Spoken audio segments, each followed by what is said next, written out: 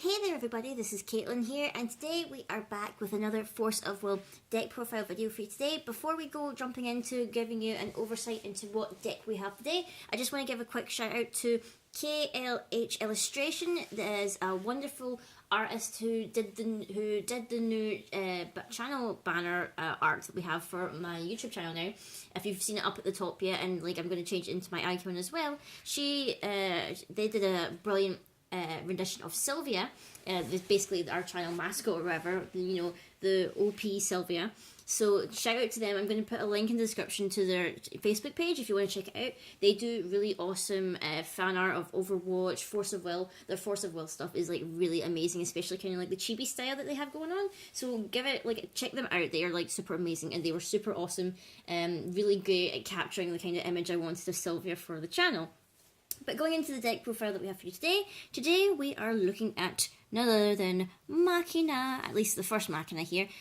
This deck is actually going to be for my boyfriend William, because he is like a super techie guy. He loves machines and blah blah blah. And when he first saw like Machina when SKL dropped, he was like, oh, I totally want to build a deck with him. But then when we were looking over the cards and stuff that came out in the first set, it was like, yeah, it's great and all, but like literally every machine deck at that stage was like the same deck. It was like literally the same cards or whatever, and sometimes people would maybe change it up with running a different stone or whatever in terms of support spells, but there wasn't really much difference. And then coming with the second and the third set, not a lot of machines came out there either.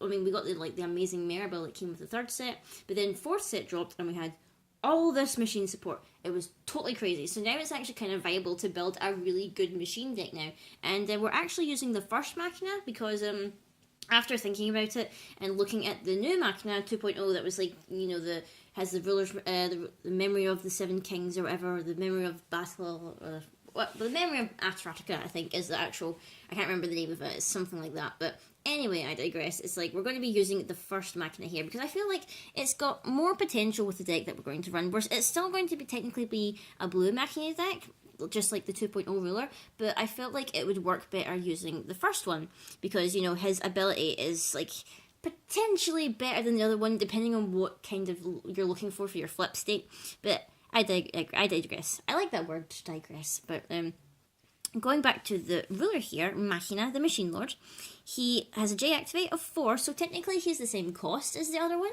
You know, it's just 4 void, because, you know, it's all about the void for this Machina. But he's got a really epic ability, which is like, you know, you pay X, you can search your main deck for an addition or resonator with total cost X, which is how much you paid for that ability. With no attribute, reveal it and put it into your own hand, then shuffle your main deck, play this ability only once per turn. So say you are like, you know, you're not deciding to play anything, maybe you mulliganed both your hands, you weren't happy with them, you still didn't draw anything you were happy with, you know, you could potentially just like spend your first turn generating will, you could just search out a 1-drop that you could potentially drop the next turn. You know, you can, like, save that up for, you know, finding something that you really, really want. But, you know, I think it's a good way to try and, like, if you're going to psych out your opponent or whatever, you know, you're going to pay for searching instead of, like, actually playing something. And then they're going to be like, well, why aren't they playing anything? Are they just, like, having really bad drawing? Or are they trying to look for something better? Or what are they up to? And, you know, it can, you know, psych them out. Like, you know, they know what you're going to search for and blah, blah, blah. And when we flip it over with the Judgment of 4... we get Machina, the Mechanical Emperor, and I apologise, the card is super shiny and the light is glaring in it, but I will do my best to read it properly for you. He is an 800/800 when he flips, and oh god, look at that rainbow effect when I like tilt the card. Anyway, when this card enters the field, we may put up to 3 resonators and or additions with no attribute from our hand into your field. So that's really why we want to search out stuff, because, you know, we want to make sure it's sitting in our hand for when we flip over. And we can banish a resonator with no attribute and prevent all damage that would be dealt to this card until the end of the turn. And his God's Art is Invincible Soldiers, which is a 3 void. Resonators with no attribute you control cannot be destroyed this turn. And obviously you only play the God's Art once. So it's a pretty good ruler. I would say it's kind of better than the other Machina, but probably only because the ruler side doesn't do really anything. It's just literally you're flipping over for 4 cost. Whereas this Machina at least has this ability on this side that is kind of helpful. So now we're going to go into the actual beef of the deck, you know, the resonators, the additions, the spells, blah blah blah, all that good and wonderful stuff. So going into our 1-drops here, we have 4 of the Mechanical Sprite. I quite like the Mechanical Sprite. It's, you know, a machine fairy. It's a 300/300 for just a 1-drop. And, you know, for 1 cost, we can give it flying until the end of the turn. Now, I quite like this because several of these machines that we have different abilities and stuff, like subject abilities that can be passed on to Marybell, the big 5-cost Marybell, who gets, like, different abilities depending on what's rested.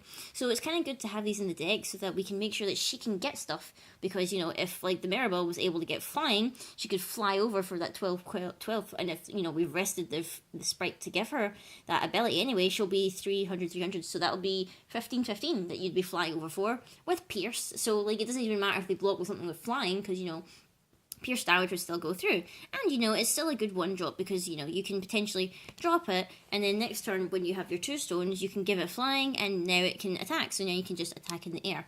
So we're having 4 of those. Next up, we have another 1-drop, playing 4 of it. We've got Clockwork Soldiers, which you may remember from our throwback from SKL. It's another 300/300. This one has target attack. We don't need to pay for the target attack, so we don't need to worry about that. So, say if we rest this for Marybell later on, then, you know, Marybell's getting target attack, and we don't need to worry about that. But we can also pay 1 void, and this card gets plus 200 attack until the end of the turn, and at the end of the turn we have to banish it. So if we really, really want to, we can give an extra 200, but, you know, it doesn't really matter anyway, because, you know, 300 for a 1-drop is still considerably quite decent, you know, considering most 1-drops are quite low anyway. And our last 1-drop that we got, we're running 3 of the Dummy Doll, which, you know, William likes to play stealth stuffs because he's got a Resor deck with lots of stealthiness and things, so he kind of likes that playstyle. So I thought, you know what, I'd include one in this deck. You know, it's actually quite a good stealth when you look at it. It's like when a machine you control becomes targeted by spells or abilities your opponent controls, while this card's in your chance standby area, you may play it without paying its cost. Basically what the stealth does. And when this card enters your field from a chance standby area, you cancel target spell or ability targeting a machine you control. And if you do, you draw a card. And other than that, it's got 600 defense, which, you know, for a 1-drop is pretty nice. So yeah, you are paying a little bit extra by paying 2 to put it in the chance standby, but then you can flip it and get an awesome ability and, you know, potentially protect one of your machines. Going into our 2-drops now, because this deck is obviously utilising Marybell, we are going to have the small assistant Mariabella, which I'm pretty sure if you're looking into, like, the suggestions and stuff from the backstory and the lore of this set, the Alice cluster, it is highly implied that either Mariabella was Machina's assistant previously, she maybe died, or maybe some kind of accident happened to her, and either Machina built Marybell in her image, or maybe Marybell is his attempts to save Mariabella's life by turning her into a robot. Because if you see, there's Machina in the background there, and he looks totally different than he does look than on his ruler card. So long ago in the past, they were both totally human, and now in the present, they became machines, because obviously it seems that Leginus was like a city of inventors and stuff, but then they either started turning themselves into machines, or maybe the machines were just like overpowering them and stuff, and they left and the machines just ruled themselves. But I digress. Like, I really need to make a video just talking about the lore of this game, because it's such an intense lore and I want to study it even more. But anyway, going on to Mariabella here, she's a 2-drop, she's 500/500, which is, you know, kind of nice. But she's kind of interesting because when this card is put into our graveyard from our field, we may search our main deck for a card named either Marybell the Steel Doll or Marybell Insane Self-Aware Machine. We reveal it and put it into our hand and then shuffle the deck. And if we remove this card from our graveyard from the game, we can produce 2 will, and we can spend this only to play activate abilities of Marybell the Steel Doll or to play Marybell Insane Self-Aware Machine. So Marybell, the Self-Aware Insane Machine, that one costs 5. Now, potentially, if we remove 2 Marybells, we can play Marybell for just 1 will, which is totally insane considering it's a 5-drop. So we can even get this out really early, considering that Mariabella here is only a 2-drop, and, you know, she's 5/5, so she'll probably, like, even, like, die quite easily. So we don't need to worry about, like, having her out in the field for so long, because we potentially just do want to sack her, so we don't really mind if she's, like, chump blocking something, dying in the process. We can then banish her to reduce the cost of our Marybells.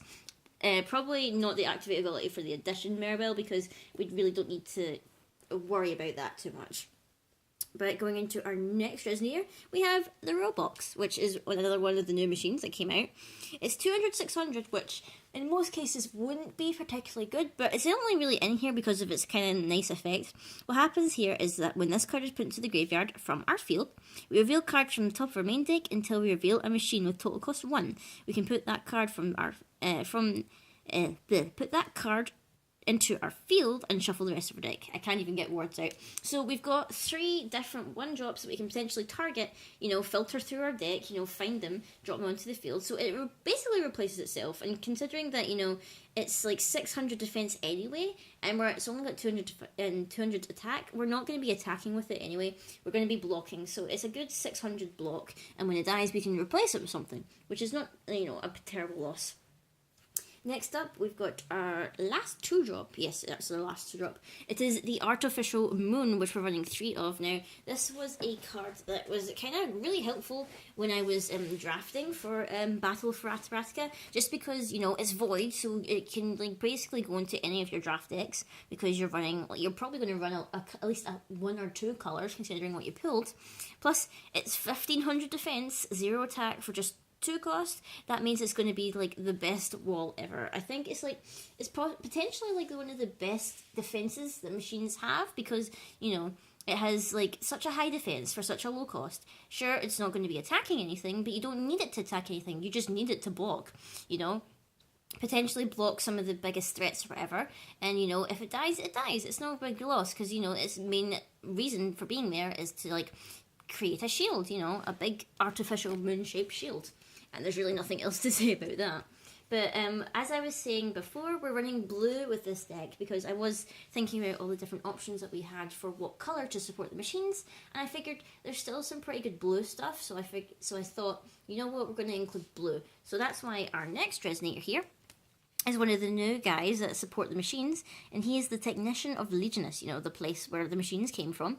He is a 3-cost, 600-600, and when this card enters our field, we reveal the top 2 cards of our main deck. We put up to 2 cards with no attribute from among them into our hand, and we put the rest into our graveyard. So ideally, I'm just counting now, we have only 3 of this guy, and we have 2 different water type spells. So the likelihood of us pulling 2 machines, stuff with no attribute, is highly likely. So the all intents and purposes, we are less likely to actually end up drawing something that is actually blue. So we're more likely to keep the stuff and not have to discard our deck. But if it does happen, it's no real big loss, because it's literally only 2 spells and this guy that are blue.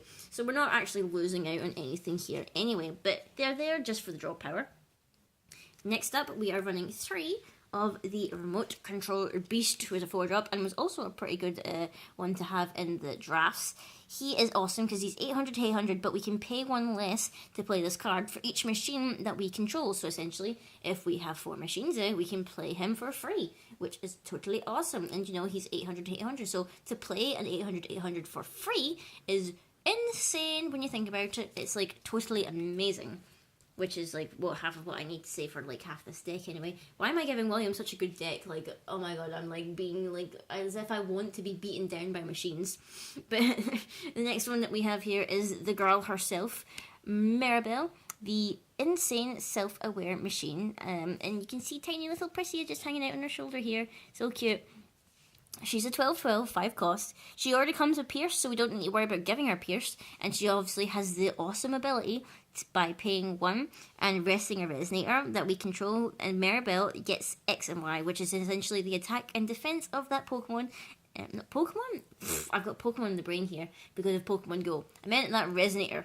Although this is also kind of no, it's don't relate Force Will and Pokemon. You're going to end up with a huge crossover or something. But this card gains that Resonators symbol skills as well. So basically, we can get Flying if we're getting it from the Sprite. We can get Target Attack if we're getting it from the Clockwork Soldier. And I'm pretty sure that's the only things that we get. I'm pretty sure. Although, yeah, that's the only things we get other than... And yeah, I'm pretty sure. I'm just double checking the cards that I've got here in the list. So basically, we can give Marybell Flying, we can give her Target Attack, she'll already have Pierce, and we can buff her up insanely by paying 1 for each rested Resonator that we have, which is totally amazing. And finally, the last Resonator that we have, which is only going to be a 1-drop just because of how potentially overpowered it is, but not really. It's going to be the Golem, who is like all foily and glorious and stuff. So basically, the remote control Golem is a 10 cost. It's one of the, like the most expensive cards that we have in the game.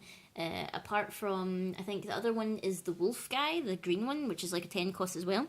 He is 2,000, and we pay 1 less for each machine that we control. This card cannot be destroyed. Now, it says it cannot be destroyed.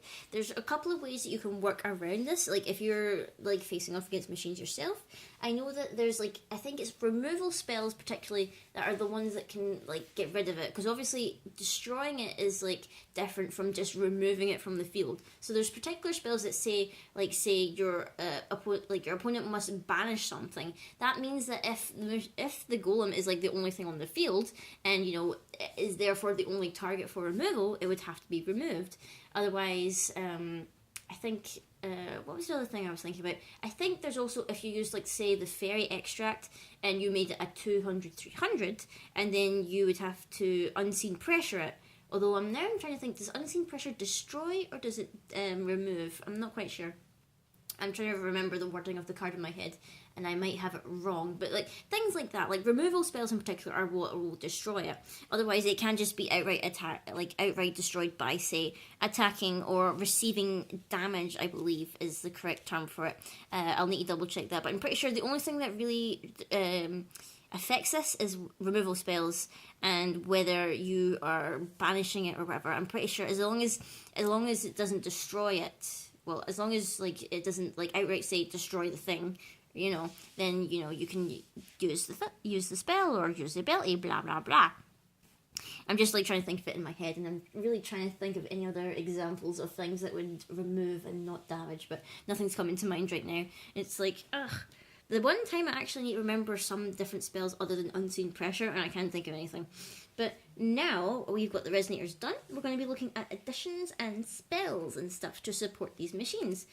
First looking at additions, because I quite like the additions that we have. We're running 3 of the Magic Screw here, a 1-drop. It's a very amazing 1-drop. As added Resonator gains 600/600 as long as it has no attribute. And you know, pretty much all our machines have no attribute. The only person that actually has an attribute is the technician guy, but we're not even going to consider attaching it to him, because he doesn't need it. So basically, any of our machines can get a pump of 600/600. Heck, we can attach it to the Marybell if we so please. Make her 18/18. She would be a monster, even more so than she already is. So we're running 3 of them, just on the off chance that we can maybe attach 1 to a Marybell, maybe even 1 to the Golem if we manage to get it out. The other addition that we have is we have the Special Armour, which I'm only running 2 of because I could only find 2 copies of it. I'm pretty sure I have a playset of them, but it's probably in my massive like box of like commons and uncommons and stuff. What this edition does is, if the added Resonator would be destroyed, destroy this card instead. If you do, remove all damage from that Resonator. So it's a pretty handy thing for just a 1-drop. So that's why we're stick it in there just in case for like different situations. And of course, we couldn't be running machines without the edition, or the field edition rather, that, you know, supports them greatly. We have Leginus, the Mechanical City. I was considering the workshop, but I decided this over the workshop because this gives machines we control 200/200, and obviously we can pay 2 and tap, and target Resonator loses flying, first strike, pierce, or target attack until the end of the turn. If it does, another target Resonator gains that ability until the end of the turn. So we can even like use this to swipe abilities from our opponent. Like, say if we want to give Marybell swiftness, actually no, we can't give it swiftness. Now that I'm remembering this, because it says flying, first strike, pierce, target attack. So it's only those things. So basically we can give Marybell flying, first strike, or target attack because she already has pierce. So that's kind of sad that it doesn't already have swiftness on it. That would have been so broken if you could steal swiftness, because think of how many like red decks are. Lancelot is like a staple in most of them. Lancelot has swiftness. That would be totally insane, but oh well, that's a shame. But you know, it's a 2 cost anyway, so we're running 3 of it, and then you can potentially get a buff of 600. And oh, I thought I was going to sneeze there. Oh my gosh. Oh, my nose. Just carry on here. Very sorry about that. I thought I was going to sneeze in the middle of the video. Next up, we have 2 of the spell, which is March of the Machine Lord. 5 cost, but we may pay 1 less this card for each Resonator with no attribute we control, and Resonators with no attribute we control gain 300 and Swiftness until the end of the turn. So that's our replacement for not getting Swiftness. Basically, we have 2 chances here to give everything Swiftness, and we can potentially drop it for free if we can have a big army of machines. Next up, we have Mariabella's Work, which we're running 3 of here, which is another 5 cost, but we can decrease it. We may pay 1 less for this card for each machine we control. Isn't that quite handy? We draw 2 cards, so this is essentially our draw power for the deck. And lastly, the last 2 spells that we have, which are the water ones, we've got Send Back, just for like a little bit of, messing with our opponent here. We can return a target addition, Resonator or Regalia to their owner's hand. It's a 1-drop blue, so there's no harm in like sticking a playset of it in. And the other spell we have Valentina's Resistance, which is a 2-drop. And what it does here is we return a target Resonator to its owner's hand, return up to 1 second target Resonator to its opponent's hand if this card was awakened. And to awaken it, we play 1 blue and discard a card. So that's kind of handy if we want to like play mind games a wee bit with our opponent. Lastly, we have our Regalia. Obviously, since it's a machine deck, it will be Marybell. And you probably already know what Marybell does now, because it was like a staple in most early decks or whatever. But what she does is, if our J-Ruler would be dealt damage this turn, prevent 200 of it, and we can pay 5. This card becomes a 1000/1000 machine Resonator until the end of the turn. It's still a Regalia, obviously. If your J/Ruler is Machina, then we pay 2 less for this ability. And we can tap it and then pay 1 and banish it. We can destroy Regalia. So we're sticking 2 in there, just because it's Machina. We want him to hang out with his lovely assistant, Marybell. And in terms of our stone deck, well, it's pretty simple as well. We have 2 of the Aloof Researcher's Memoria, mainly because it produces blue. And, I felt like, Machina here, we're gonna have his stone in here. It doesn't really, like, do much for, in terms of, like, the draw power here, you have to pay 1 blue, 1 void, and tap this. Which, that's why I kind of include the spells that allowed us to draw. And literally the only other stones that we have are all blue, all pretty blue and shiny stuff in there. So that's basically it. I couldn't really think of any other cards that would be good for the stone deck, so that's why it's like a pretty simple stone deck. But there you go, guys. I hope you enjoyed this little deck profile video for Machina. Let me know if you would make any changes to it, what you think of it, or like, are you excited to play machines? And I will see you all in the next video. Bye-bye.